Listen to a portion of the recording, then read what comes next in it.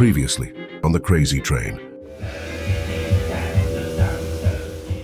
Two armed men from church deliver a ban letter to the Judds. If you do show up at a church facility, you may be arrested. The Judds think the letter is fraudulent. I don't think this letter actually bears any weight. No, because it's just a threat. It is. But when the family goes to church, they find themselves locked out. The Judds are told they are going to be arrested. Sheriff's officer is going to come. One man grabs their teenage daughter. I'm sorry, you don't Get your hands off my daughter. This is battery. The Judds suspect the commotion was all planned out. This is wrong. It's not scriptural. It's not in the church policy book. And that letter is bogus. Our church would never do something like this. I have 4 kids that want to be baptized, and you guys have kicked us out. How could you do this and pretend you're Christians? I counted about a dozen people walking up and down the halls as if they were patrolling them. It seemed like they were all doing some sort of group project, and the project was to get rid of us or something. The Judds question the motives of their local church leaders. This is Alan Smith covering his mom for doing things that are wrong. The police show up, and the Judds are forced to leave. The whole thing was so bizarre. I couldn't help but think, who's behind this? And what is it that they're trying to accomplish here? This was an attack on our faith and the future of our children. The Judds believe the ban letter is fundamentally dishonest. You don't go to that much trouble to cover up misconduct unless the misconduct is really bad. They had to be hiding something they didn't want anybody to know about.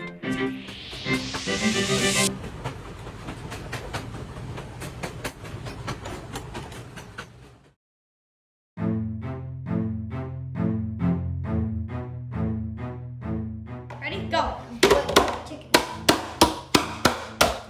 Wow, dude. Whoa. I did it. You did it. Yep. Thanks. By the time the Judds got home from church, gossip had already spread online. One person claimed that my wife and I had gotten arrested, and then we got out of jail only to go and disrupt another church meeting. Other people were claiming we had been excommunicated and that there was a restraining order against us. It was all ridiculous and false. My wife and I had not gone to another church. We had not been arrested, nor had we gone to jail. We have not been excommunicated, and no bishop or church member has ever had a restraining order against me or any member of my family. It was all gossip and falsehoods. Later, similar accusations were levied against Hannah, including the rumor that Hannah had tried attacking Sondra Brown and that Hannah injured a woman in the ribs as she was trying to protect Sondra, and that Phontaine had punched a bishop in the face. The Judds were grateful they had recorded video of the event. The video shows that none of the rumors were true. I didn't hurt anyone in the ribs, and my husband didn't punch anyone, let alone the bishop. How could he? The bishop was hiding down the hallway the entire time. He wasn't even close to him. Another person informed us that the Apostle David Bednar was the one who had authorized this whole ordeal. But I don't believe David Bednar would think this was okay, nor do I believe he knew anything about it. So why were people claiming he was behind it? We still thought the ban letter was fraudulent, and all that had happened is that Alan Smith had told everyone at church that there was this letter from headquarters, and nobody thought to question that, oh, a stake president might lie. Then that same Sunday afternoon, Hannah's longtime math tutor, Annie Russell, texted stating she was no longer willing to come to the Judd home to tutor the children anymore, effective immediately. Annie Russell had been in our home at least 3 days a week for the last 4.5 years. There's our teacher. My kids absolutely adored her. 1, 2, 3. Okay, that's only one. Sister Russell, sassy. They had an award ceremony at her school. The math department selected her as the top math student of the year. Really? Sassafras Judd, Mathematics, Algebra 1. Yeah, anyway, so your students got the math award for the entire school. She knew that we had been getting harassed, and she had also gone through similar things with her own family. And so to have her just bail on us without asking any questions, not wanting any more information, not wanting anything to do with us. It was really disheartening because it made me go, gosh, if she's willing to do that, who's gonna stand by me? Here it is. You want to watch it the whole way. There it is. Go, go, go, go, go. Be safe! Whoa! The Judds could not believe members of their own church would condone and participate in banning them from attending, but they were soon going to find some significant clues as to what was going on behind the scenes.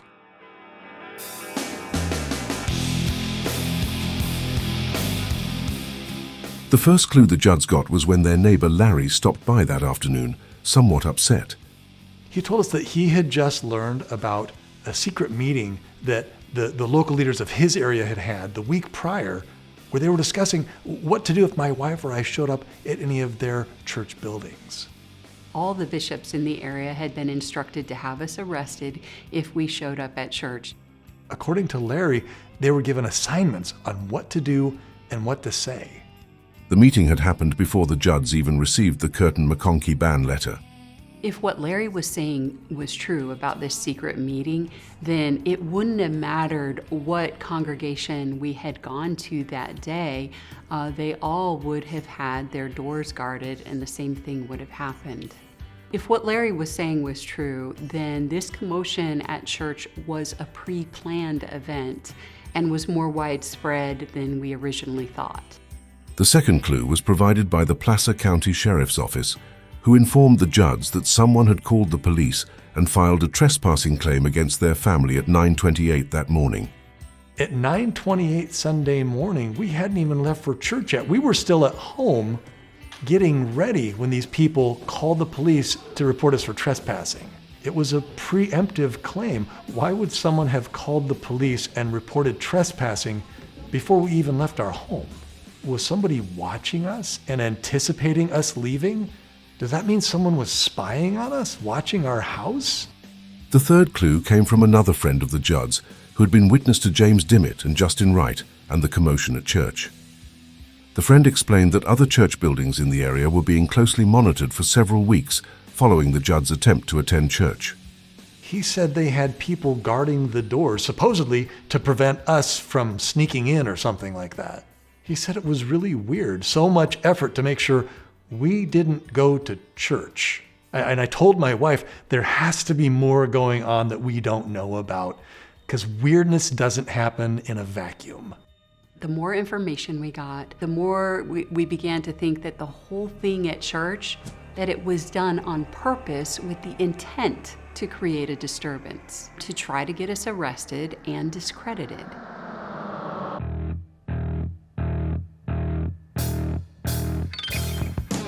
The next day was Monday, and the Judds got a call back from a lawyer they had contacted a few days prior, and he gave them some legal insights.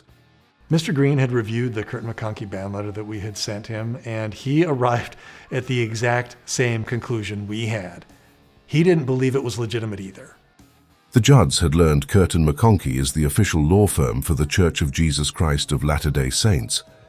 It is the largest law firm in Utah with over 200 lawyers, and their primary job is to represent the church in all legal matters. Mr. Greene told us that he actually laughed when he read this ban letter.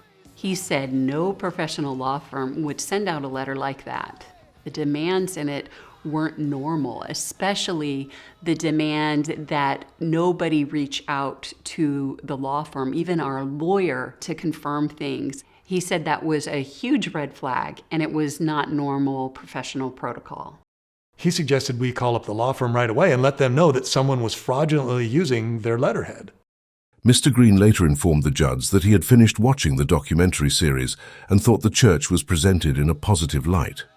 So here was someone outside the situation who didn't understand why our local leaders were taking such extreme measures. He said it seemed like an overreaction and suspected that we had actually struck a nerve, but we couldn't figure out what that nerve was.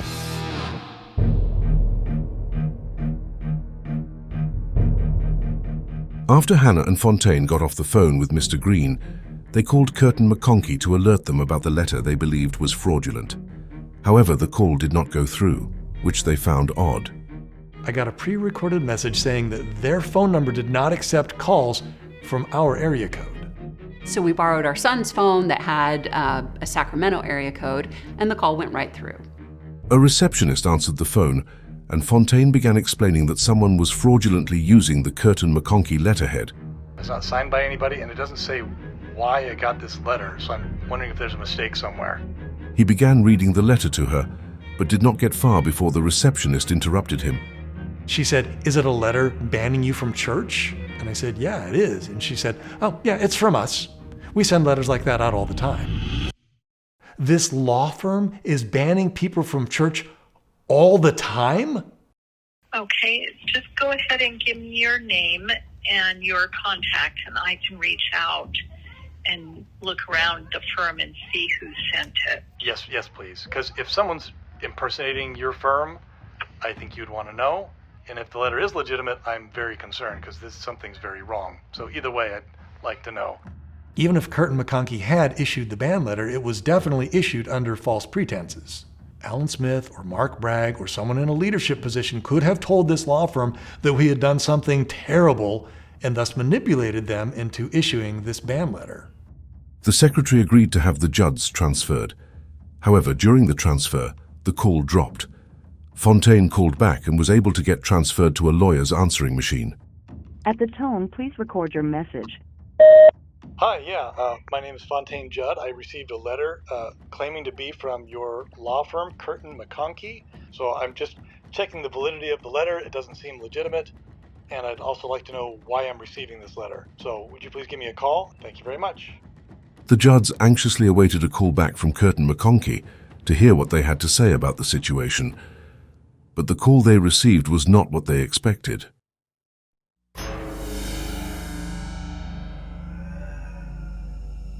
What's going on here, Falcon? About the engine for the Camaro. Come on, tell me about it. It's 6 liters. It's an iron block, and it's a big V8. Makes about 380 horsepower or something like that. Yeah. Gas mileage about 25. Hannah and Phontaine did not know where to turn for answers, so they posted the Kirton McConkie letter online, seeking input on whether it was legitimate. Most of my church friends were just as shocked and incredulous as we were when they read this ban letter. The general consensus was that it was not legitimate and there was no way that our church would do something like that. One friend, though, who was an attorney and former public defender, had a different perspective. He said he was familiar with Kirton McConkie and how they did things, and he found their tactics thuggish. Another friend reached out to Hannah and offered to help. She knew a general authority named Mark Bassett, who used to live in the area and was a personal friend of her family's, and she offered to reach out to him. However, Hannah's friend never got back with her.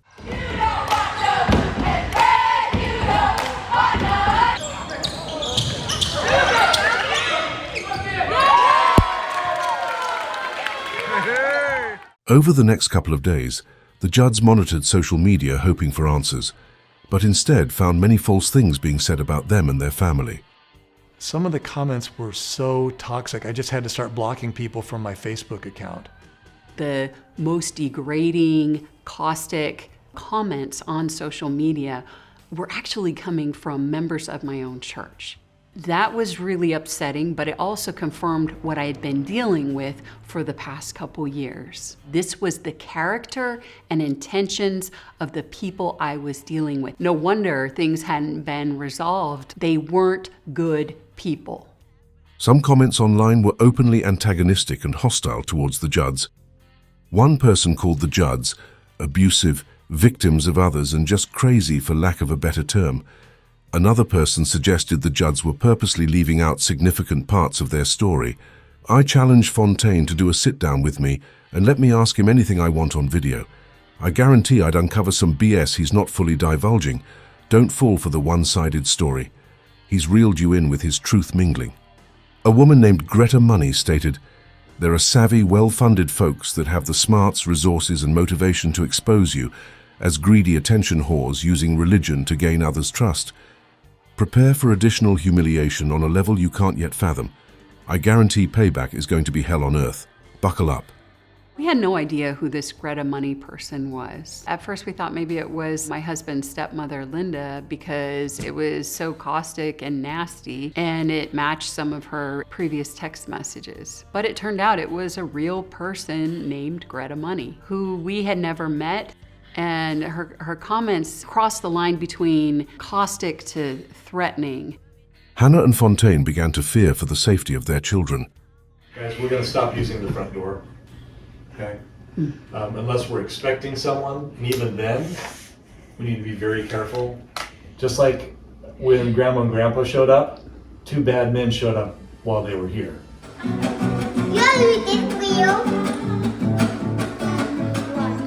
But then, there was an unexpected knock at the door. All I could think was, oh, what is it this time?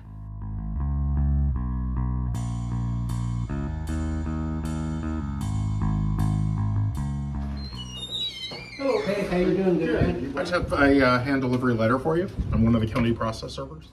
The man at the door was an official mail courier, delivering a letter from a law firm. Okay. Do you have any questions I can answer for you? Who hired you? The law firm. Which law firm? It says Downey Brand. Downey Brand? Correct. And I'm sure it's going to be on the letter. Okay. All right. Sounds good. Okay. You have a good day. Thank you. Take care. The Judds brought the letter inside and opened it. It was addressed to Mr. and Mrs. Judd. Downey Brand. My law firm and I have been retained by the Church of Jesus Christ Latter-day Saints to represent the church in California. We understand earlier this month you were served a copy of the letter of the church's Utah-based law firm Kirton McConkie, aka a trespass letter.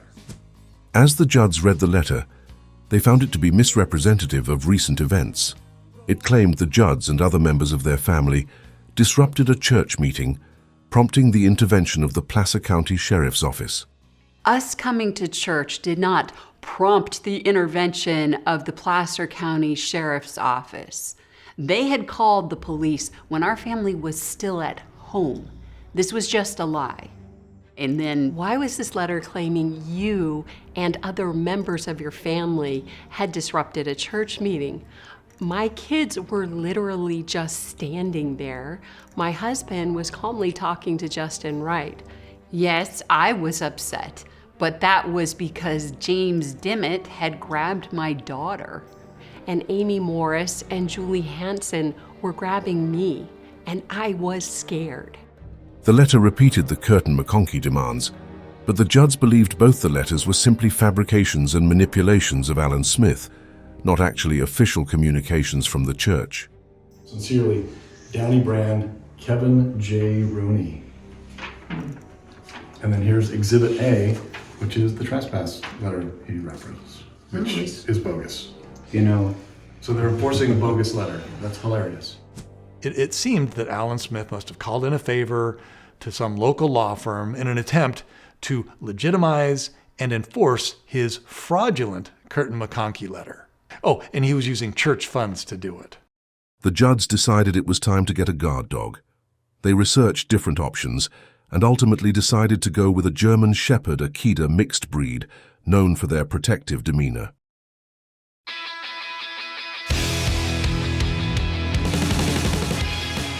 All right, Falcon. What is this? Falcon Jasper. You have such a cool name, right? What is it? I think it might be a driver's license. Open it up. Come on, man. It's a driver's license. It looks like you. Oh, snap. It does look like me. Looks like Dad. Oh, wow. What? No. That's actually me. That's Dad. Oh, that is so weird. A few days after receiving the second ban letter, the Judds received a phone call from Utah. They were hoping it was from Kirton McConkie, but to their surprise, it was the Salt Lake City Police. I'm sorry, who is this again? Detective Sipes with Salt Lake City Police Department. And I'm very confused. What? Who contacted you? Kirton McConkie, law offices. So they just wanted me to contact you and just let you know they don't want any further contact from you, and that future contact from you could result in harassment charges. It appeared Kirton McConkie had filed a harassment report to the Salt Lake City Police. They made a report saying they had received numerous phone calls from yourselves, and I guess there was some from your son as well, that were unnecessary and then harassing, I guess, they felt like, to their firm in nature. So they just made this report and asked that this activity stop. The Judds were incredulous and wanted to verify who it was who had contacted police. Are you positive that it was Kirton McConkie that contacted you and not someone else? Yes, I was contacted. Well, one of their attorneys was who made the report.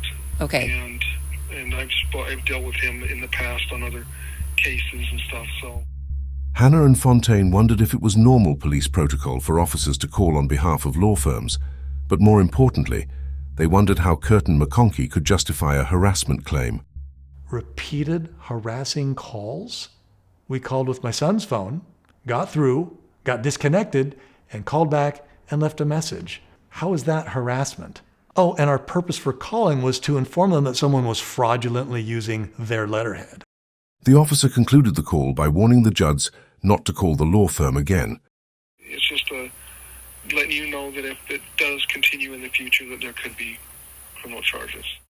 At that point, the Judds made a somber realization. I think that's when we finally had to accept the fact that the Kirton McConkie letter was most likely legitimate. The official law firm for the church was banning me and my wife from church attendance worldwide. The Judds were irritated that someone at Kirton McConkie had filed a purposely misleading police report and had tacitly authorized the commotion at the church. It appeared that Kirton McConkie was trying to build a criminal harassment case against us, which was so ironic because they were the ones harassing us. And it appeared that they were the ones who sent armed men to my home and threatened me with arrest if I came to church. They're the ones who told me I wasn't allowed talking to anyone, even leaders in the church, or I'd get arrested. And if James Dimmitt was their representative, then they were the ones grabbing my teenage daughter. They're the ones intimidating me and threatening me and harassing me and my family and my kids. I'm friends with the monster that's under my bed. Get along with the... Well, it's not slipping, but we want to make sure the clutch disengages. So then we can spin that without spinning the engine.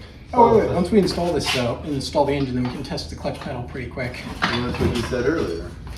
Well, I didn't want to have to install the clutch pedal. Even though the Judds had indirectly confirmed the validity of the Kirton McConkie letter, they had another concern. The law firm had to be getting its information from somewhere, and the evidence pointed to Alan Smith and Mark Bragg. I was really hoping that this was an overreach, a middle management problem. The Judds were also concerned about the ethics of what the local leaders were doing. It appeared that they had again weaponized legal tools to turn a religious issue into a criminal one. My husband and I had committed no crimes when we received the ban letter, but the letter itself made it so the normal behavior of us practicing our religion would now be a crime. In other words, the local leaders had criminalized church attendance for our family. Then the Judds learned of an interview with upper church leader Jeffrey Holland that seemed to confirm their suspicions, that the local leaders had simply overstepped their bounds and misused their authority. Does the Mormon Church shun people who leave? No, of course we don't. We don't use that word and we don't know that practice. It appeared to the Judds that the upper church leaders were unaware of how the church's law firm was being misused by local leaders, which meant Hannah and Phontaine had to change tactics. Our new challenge was to find some way to reach the upper church leadership and let them know what was going on without getting arrested, without having a lot of money or resources, and without social support because we had been labeled as violent and untrustworthy. Our situation kind of reminded me of that movie, The Fugitive. In the beginning of that movie, Dr. Kimball gets falsely accused of a crime, but nobody believes his rendition of events. Book 'em. However, Dr. Kimball manages to escape custody only to realize that his only hope is to clear his own name. He has to track down the real criminals and get that information in the hands of someone who can help. I don't care. I'm not trying to solve a puzzle here. Well, I am trying to solve a puzzle. The more he learns, though, the more he realizes that the situation goes a lot deeper than he originally thought. There are more people involved, and the motives are a lot more complex. The problem was, unlike Dr. Kimball, my wife and I didn't even know what we were being accused of. How did bringing them back, she the boy. That is beautiful.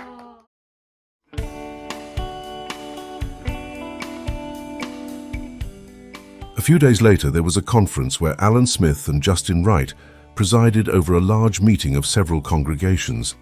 We were blocked from attending in person, but they broadcast the conference on YouTube.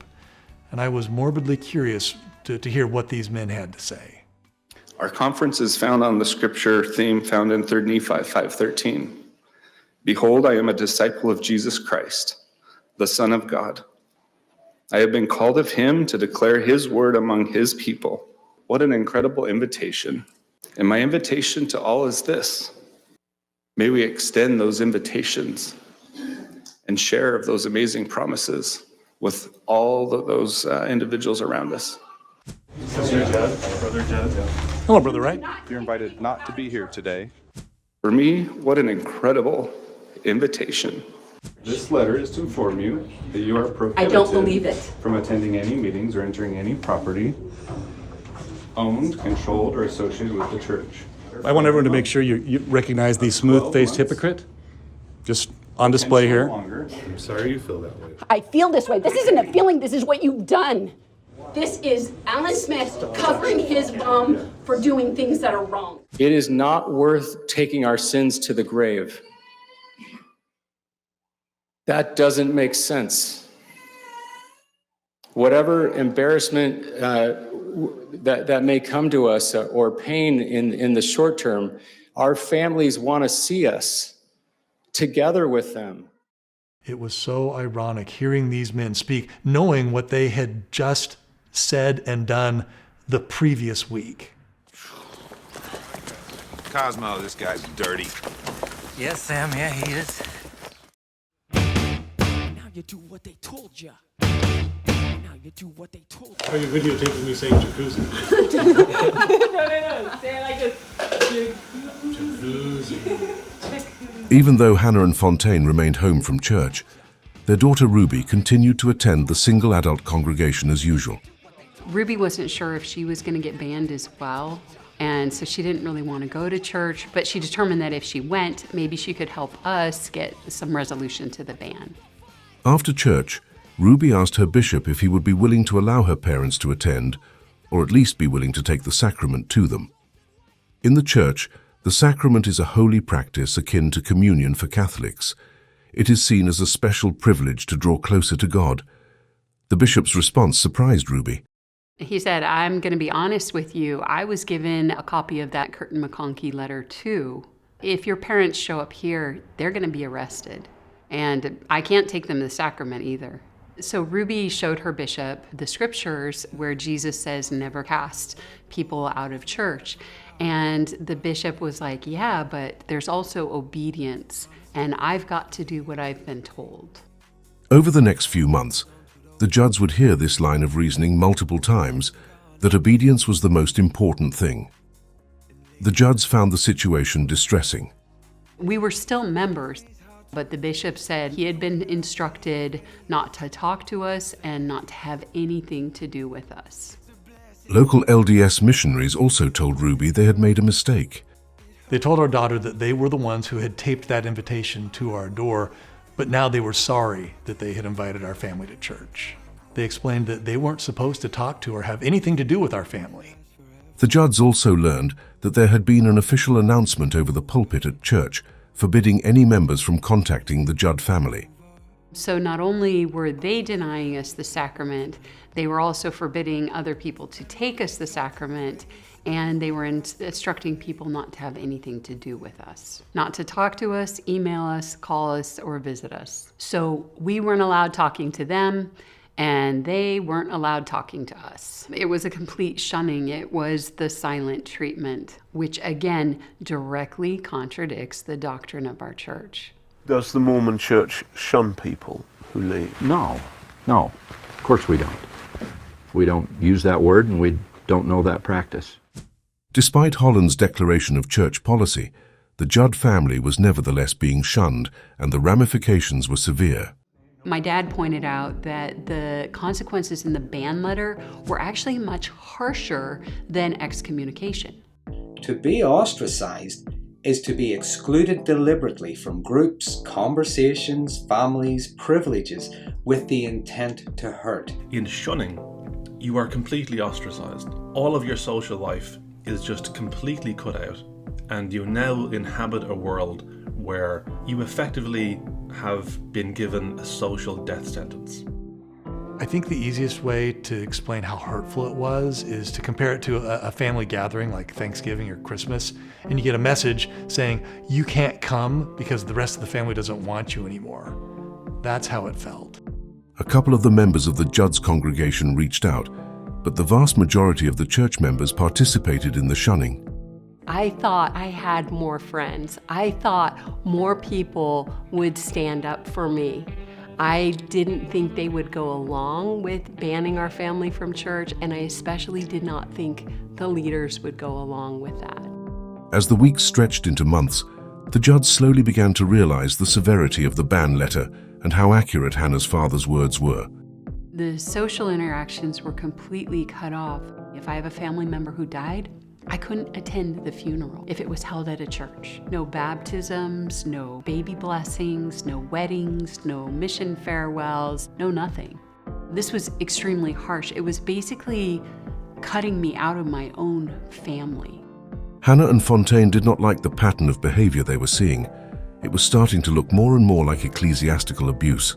The purpose of going public was to get a conversation started, to address the misinformation and get some resolution. I was expecting a response like, oh, I didn't realize this was going on. I was basing this off of the information I had. Let's get this corrected. Instead, they were like, nah, let's just get rid of the Judd family completely. Let's defame them. Let's destroy their credibility. Let's have them ostracized. And let's use the church's law firm to do it. As I walk through the valley of the shadow of death, I take a look at my life and realize... When you started soon? About 3 weeks. We're just test fitting it. Not good? Yep, keep going. No, you got. Well, there's plenty of room. As more time passed, the Judds began to feel a sense of urgency. Not only did they have children who wanted to get baptized, but their oldest son, Caleb, had less than a year left of eligibility to serve a full-time mission before that opportunity would be permanently closed. This TR6060, capable of handling, I think, up to 700 horsepower. In addition, the longer the ban went on, the Judds noticed the worse the gossip became. Caleb discovered an ex-Mormon post on Reddit that was promoting many things about their family that were untrue. Early on, someone posted that a bishop had filed a restraining order against me. And then later, it became multiple restraining orders. Another person online was claiming that I had pulled a knife on someone during an argument and was dangerous, and that my wife and I were violent, none of which was true. They realized that the ban letter and subsequent shunning had also led to defamation. For example, one of the Judds' friends posted support for the Judds on social media, but shortly thereafter got called in to be reprimanded by his stake president. The stake president claimed that the reason the Judds were banned was because they were violent and threatening and could not be trusted. At the same time, the Judds' lawyer Ted Greene reached out to Downey Brand and requested clarification for the ban.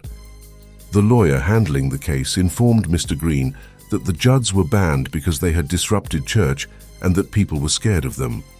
We were being portrayed as violent and unstable, which could scare others into thinking they needed to protect themselves from us. Someone could even act preemptively and hurt me or my children out of fear. So this defamation wasn't just damaging our reputations, it was putting us in danger.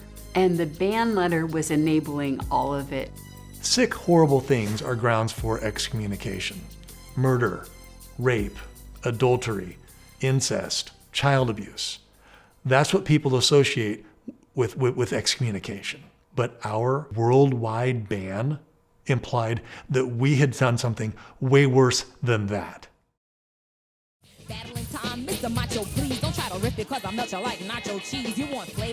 As more and more people viewed the crazy train, individuals started to create critical videos of the Judds, including one individual on TikTok who vocalized the sentiments of many in the online community.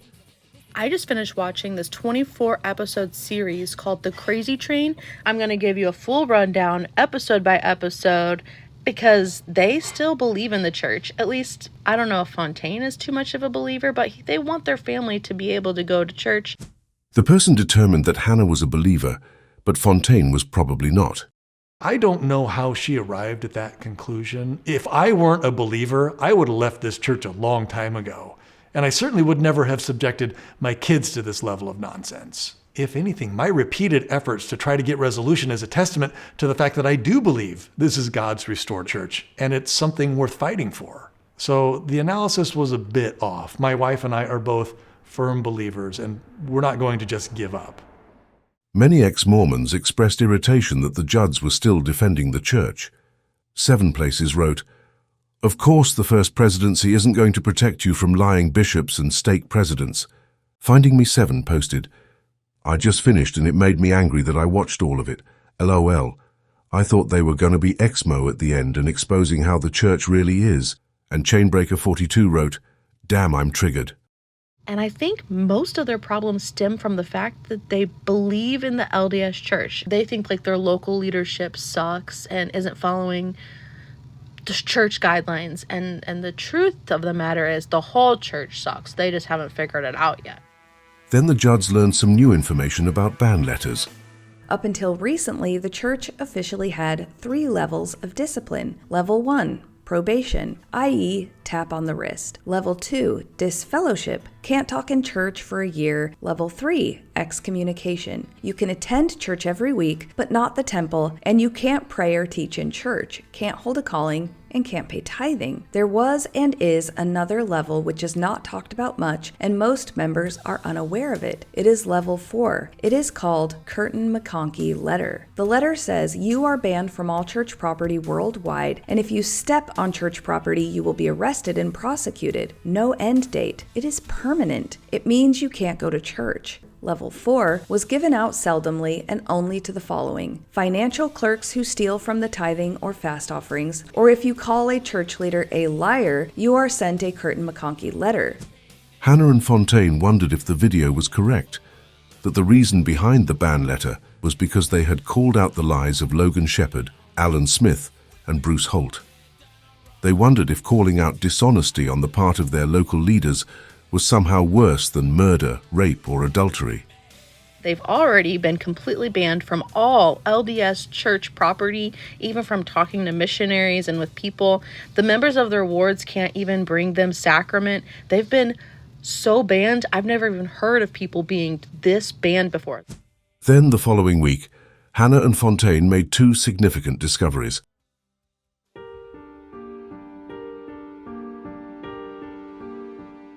Open it up. Open up the trunk. I don't know how to do that.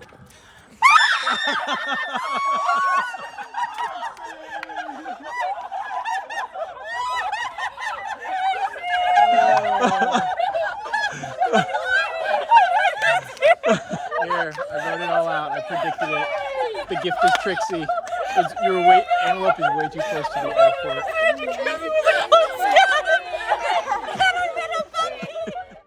The first discovery was regarding events that had happened years prior. When I was the primary president in the Orangevale ward, I had become concerned that a little boy in the primary was possibly getting sexually abused. The boy's mother said the behavior had started when their family had moved back to Sacramento. At the time, Hannah had mentioned her concerns to the bishop, Logan Shepherd, and also followed up with an email, but never got a response back. Later, when several of my kids independently came to me reporting that the boy was touching other kids' privates and drawing pornographic pictures, I again reported to Logan Shepherd and Ned Telford that they needed to look into the situation and just make sure everything was okay. However, my concerns were dismissed. I was vilified and labeled as a troublemaker, and the boy never got any help. Hannah later reached out to the area authority and repeated her concerns. In all, Hannah wrote 6 letters regarding the troubled boy from primary and spoke in person to her leaders on at least 3 occasions. Hannah had also called CPS, but they too refused to check on the little boy. They instead threatened Hannah with jail time for not reporting it sooner. The only reason I hadn't reported it sooner was because I had already reported it to Logan Shepherd and Ned Telford. And I knew they had a responsibility to follow through on that. I only found out later that they had done nothing about it. What's going on? Now we're trying to log in to Zoom to watch Ruby's church talk. Today I want to highlight 3 aspects of charity with some stories. Specifically, how charity is kind and seeketh not her own, how there is no fear in charity, and how those with charity take care of the less fortunate. After learning about the Kirton McConkie letter, a friend reached out to Hannah in an attempt to offer support. The friend made a passing comment about a prominent case of church misconduct she had experienced personally and suggested the Judds do some research. I'm not sure how it happened, but we ended up on a site called Floodlit, and immediately a name caught my attention because I recognized it. So I clicked on it to get more info. The Judds were surprised by what they read. Michael was a former Mormon branch president and bishop, convicted of child sexual abuse charges, 9 counts, 6 victims in Sacramento County, California in 2021 to 2022. Sentenced to 8 years in San Quentin State Prison, died by suicide in prison in September 2023. Our sources report that he had at least a dozen victims. Floodlit.org is a non-profit investigative website that focuses on documenting information about sexual abuse cases connected to the church, with the intent to increase transparency and support survivors.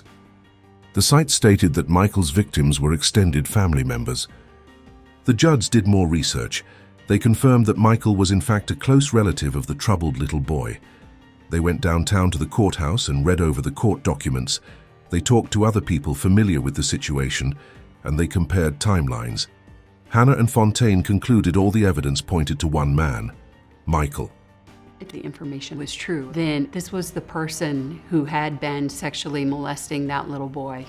I had reported it back in 2015, but the abuser didn't get charged until 2021. That's 6 years that boy and others were being molested before this guy was caught. The abuse had continued for 6 more years. I was so angry. The people who should have done something, Logan Shepard, Ned Telford, CPS, they had done nothing. They could have stopped this. They hadn't done their jobs, and that little boy had gone through 6 more years of sexual abuse, and who knows how many other kids as well. The Judds wondered if that is why they had been banned. We clearly showed that we reported this abuse to Logan Shepard and Ned Telford, and it appeared that they did nothing. Not only is that a bad look, that's criminal. Ned Telford was a former DA and was now the temple president here in Sacramento. Maybe these people didn't want to get caught for their negligence and were trying to cover it up. Around the same time as the release of the Crazy Train documentary series, unbeknownst to the Judds, a large lawsuit had just been filed against the church in California involving hundreds of supposed sexual abuse victims, alleging church officials failed to report the abuse and that the church as an institution was engaging in covering it up. Maybe that's the nerve we had struck and why the reaction was so harsh. The only problem was, it did not explain the commotion at the church or why Alan Smith and others were so angry at the Judds. But then, that same week, Hannah and Phontaine made a second distressing discovery. Raindrops on the windshield, there's a storm moving in. On Wednesday, on an LDS social media dating site, the moderator posed a question to the group to spark discussion and participation. Do you ever talk to your bishop about your relationship issues?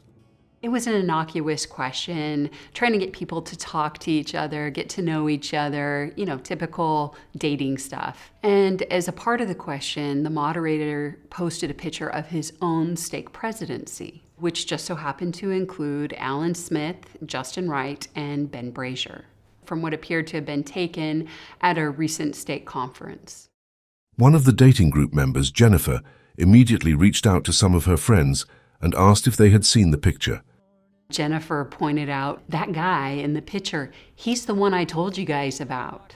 The one I met at church a couple of years ago. I had no idea he was a leader at your church. When Jennifer's friend confirmed that the individual was in fact a leader and in the stake presidency, Jennifer explained, "He's the one I had the affair with." Jennifer's friend was incredulous He asked her to confirm she was sure it was the man in the picture. Jennifer was confident. That was the man she had an affair with, and it was shortly after he was called into the stake presidency. She said, "That's him. That's the guy." And he knows that she knows. The Judds wondered if they had finally uncovered the real reason they had been treated so poorly by their local church leaders. The consistent dishonesty, the strange secrecy, and overall weirdness appeared to be nothing more than good old-fashioned adultery. But the Judds would soon find out it was actually much more than that. And the thunder rolls.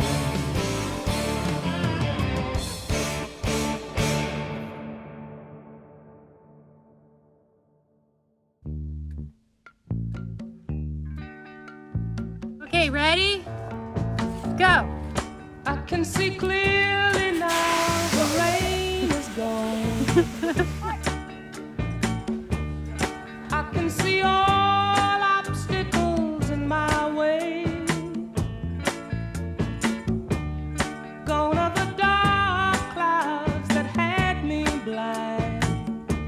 It's gonna be a bright, bright, bright, sunshiny day. It's gonna be a bright, bright, sunshiny day. I think I can make it now. The pain is gone. I found this owl right after coming Yeah, home he went from through football. a My mom sewage tunnel to get went it. by in a car, and on the rocks I saw this owl. Aww. It's a